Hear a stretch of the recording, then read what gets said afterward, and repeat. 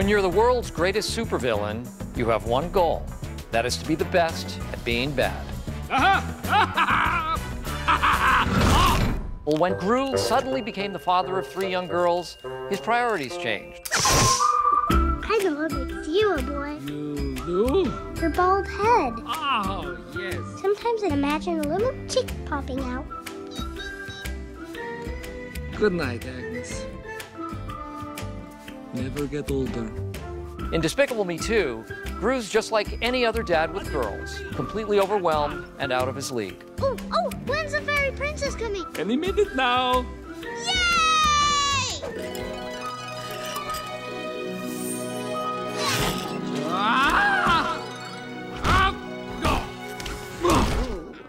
Now, even though Gru is no longer a bad guy, the bad guys are still out there doing bad guy stuff. So, when a secret agent tells him, "You're gonna have to come with me." Oh, sorry. I freeze. You know, you really should announce your weapons after you fire them. For example, lipstick taser! little does he know he's been jacked by a crazy woman named Lucy Wilde, who works for something called the AVL. We are the Anti-Villain League. You know how a villain thinks. That's why we brought you here.